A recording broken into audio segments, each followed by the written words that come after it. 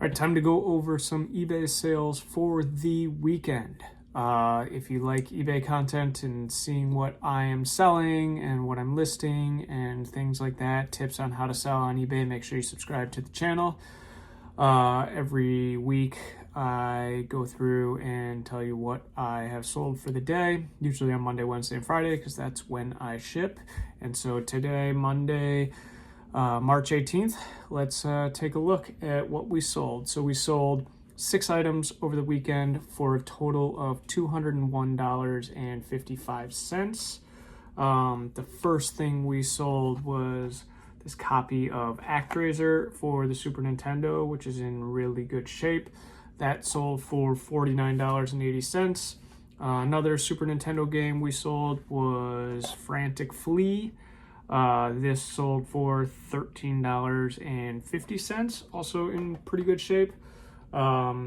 We got this sealed copy of GTA 2 for the original PlayStation. Obviously, the plastic has seen better days, and there's some stickers and some cracking and stuff on there.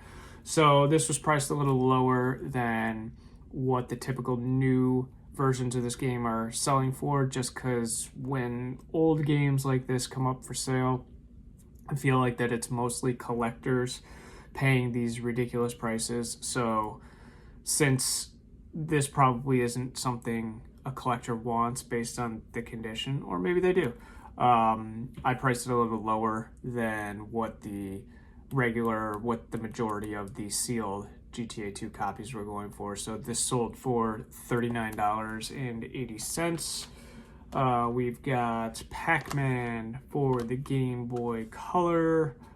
Pretty good shape, a little damage to the top of the label there, but he sold for $14.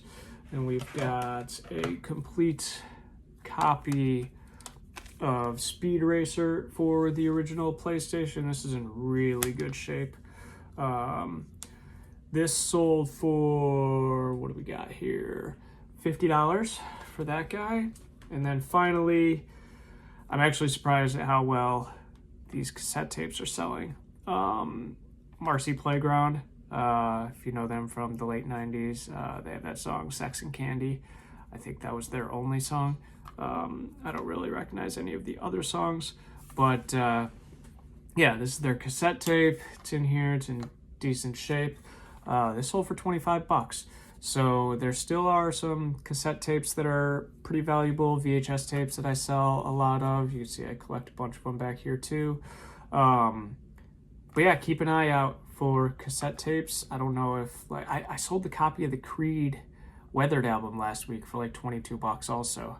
But I bought this big lot of cassette tapes, and a lot of it was hair metal, and I thought the old 80s hair metal stuff was going to sell better and for more, but it turns out stuff like this from the 90s and the Creed album and things like that are selling pretty well. So I have a bunch more cassette tapes to list in a box back here. I just have gone through them. I like to get the video game stuff listed first. But yeah, that's what we got for this weekend. Like I said, 6 items sold, total of $201.55. Not all profit. I offer free shipping on everything, so that takes roughly about $4 to $4.50 off of every item. But as with most resellers and businesses in general, the shipping cost is kind of built into the price. Not full, so since I offer free shipping, you're getting a little bit better of a deal than if you paid for it with shipping. But I do price some of the shipping into the cost. I've just found that eBay's algorithm kind of bumps free shipping around a little bit better, and people like when they see the word free, so that's why I list free shipping. I have thought about doing like an A/B test where I compare if items sell with free shipping better than the price plus shipping, but I know like if I ship to the West Coast, it's going to cost me more than if I ship to like, you know, somewhere on the East Coast or somewhere a little closer to me, because I'm kind of centrally located here.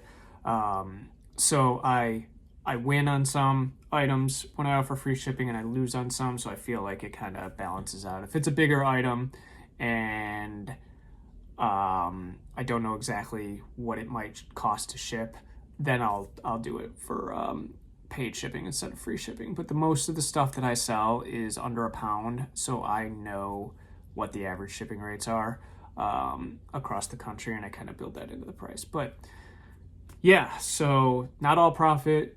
Take about $4 to $4.50 off of each one for shipping, and then obviously eBay fees, and then my cost on the items.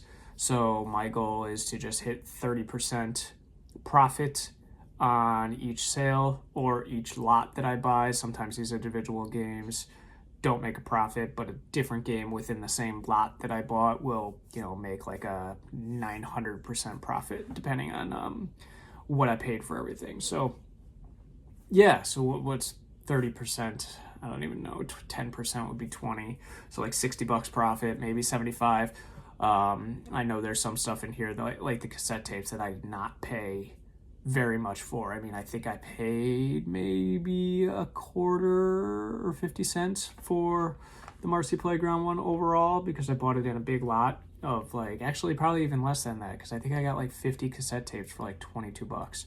So yeah, take that as you will. I try to be transparent on here and kind of show you exactly how running an eBay business works and profit margins and things like that. So this isn't what I do full time. I am a content writer. I do SEO and all that stuff. That's my main job. This is just kind of for some extra money, and because I enjoy it. I really do. I enjoy seeking out the items to sell. I enjoy packing the items up to ship.